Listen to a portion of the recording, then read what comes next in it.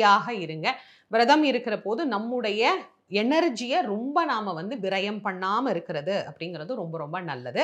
அமைதியோட சரவண பவ மந்திரம் சொல்லுங்க.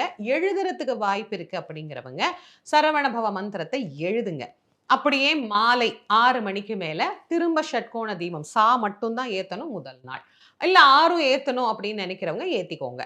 ஏத்திட்டு, அதுக்கப்புறம் சாதாரணமா நம்ம ஏத்துற விளக்குகள ஏத்திட்டு, முருகப்பெருமானுக்கு ஒரு பாலோ, பழமோ வச்சு நைவேத்தியம் பண்ணிட்டு, மாலையிலயும் இந்த திருப்புகழ் படிக்கலாம். நீங்க எந்த வழிபாட தேர்வு பண்ணாலும், காலையிலயும் கும்பிடணும், சாயந்திரமும் கும்பிடணும். இத மறந்துறக்கூடாது. இந்த மாதிரி வீட்ல இருக்கிறவங்க நம்முடைய வழிபாட்டு முறைகளை துவங்கிக் கொள்ளலாம். அதே மாதிரி இந்த 7 நாட்களும் விரதம் இருக்கக்கூடிய காலத்துல, நீங்க உடுத்தக்கூடிய உடையிலயும் கொஞ்சம் கவனம் வச்சுக்கோங்க. நல்ல பருத்தி ஆடையாக உடுத்திக் கொண்டோம் அப்படின்னா, அது உடலுக்கு உஷ்ணத்த தராது. ரொம்ப குளுமையாக இருக்கும். அதே மாதிரி அதுல என்ன நிறம்னா, நான் பச்சை நிறத்த எப்பயுமே நான் உங்களுக்கு சொல்றது உண்டு. முருகனுக்கு விசேஷமான பச்சை நிறம். கண்டிப்பா பச்சை தான் போடணும் அப்படின்னு நான் உங்களுக்கு சொல்லல. பச்சை நிறம் அணிந்து கொண்டால், அது மனதுக்கும், உடலுக்கும் கொஞ்சம் குளிர்ச்சியும், கண்களுக்கு நல்ல